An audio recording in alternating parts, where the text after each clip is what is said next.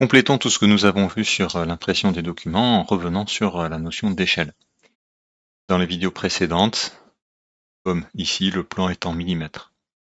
Aussi, quand j'applique les échelles sur la fenêtre de présentation, ici, j'utilise sans problème les échelles qui sont prédéfinies par DraftSight.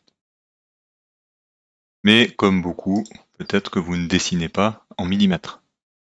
Vous dessinez en centimètres ou en mètres. Et dans ce cas-là, vous avez peut-être, et sûrement, si vous ne savez pas faire la manip, vous avez des soucis.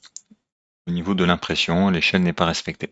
Alors, nous allons regarder comment gérer ça, simplement. Tout d'abord, je vais réduire mon plan pour faire comme si je dessinais en mètres.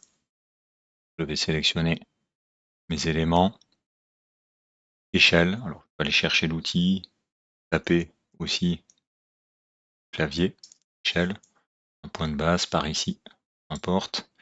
Et je vais faire comme si j'avais dessiné en mètres, donc 0,01 par 1000. Ça a bien été réduit, alors je m'aperçois que mes cotes sont démesurément grandes, forcément, par rapport à mon plan qui a été réduit. On va gérer ça, on va retourner dans le style de cote, à noter ici, style de cote, et je vais aller dans ajuster.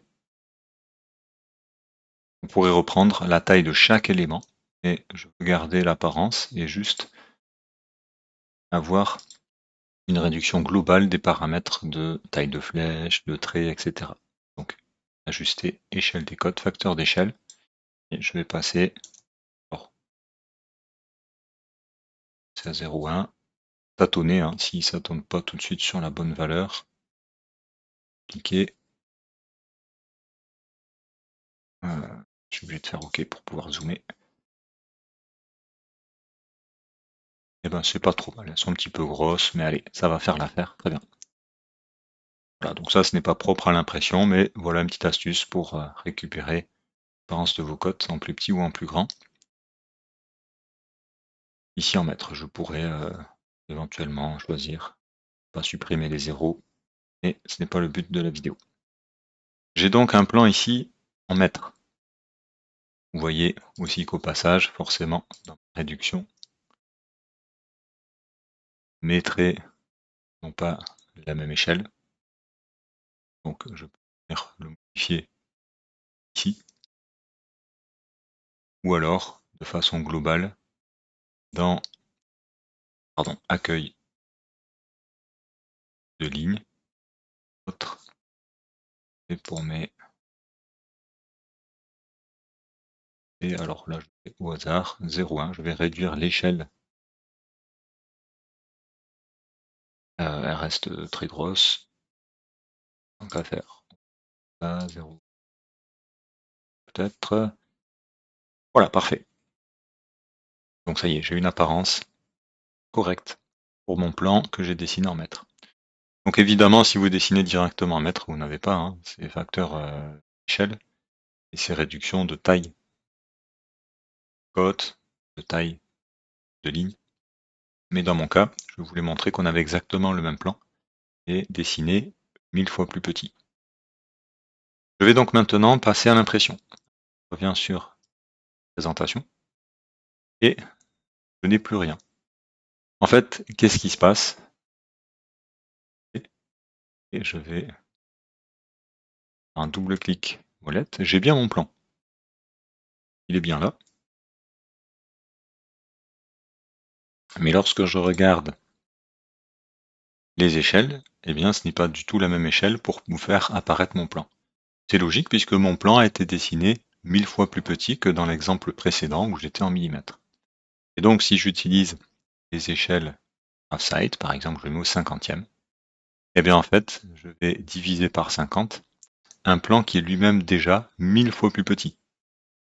Donc, j'obtiens rien du tout, un point quasiment invisible au milieu de ma feuille. Alors, comment faire pour récupérer facilement la bonne échelle? Eh bien, vous avez la possibilité d'écrire vous-même le facteur d'échelle. Puisque j'ai dessiné 1000 fois trop petit, pour DraftSight.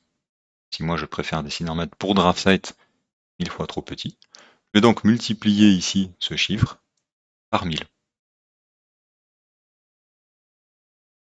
0,02 fois 1000, ça fait 20.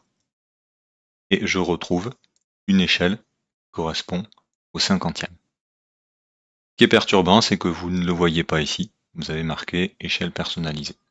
Mais en procédant de cette manière, choisissant n'importe quelle échelle, un centième, vous multipliez ce chiffre, dans mon cas, par 1000, et vous avez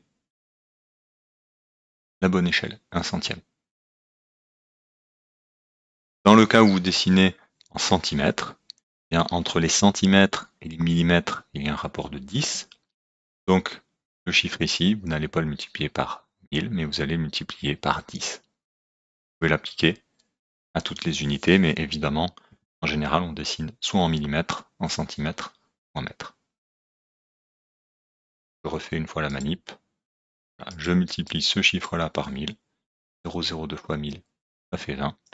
J'obtiens bien un plan au centième. Donc ne soyez pas perturbés par des plans gigantesques ou au contraire tout petits. Posez-vous la question, si vous avez, lorsque vous avez saisi vos cotes, indiqué des mètres, des centimètres ou des millimètres. Pour DraftSight et son utilisation des échelles, il prendra toujours ces chiffres comme des millimètres. Et donc si vous avez dit que c'était des centimètres ou des mètres, eh bien apportez la correction nécessaire en multipliant soit par 10 pour des centimètres, soit par 1000 pour des mètres, le chiffre qui se trouve ici en échelle personnalisée.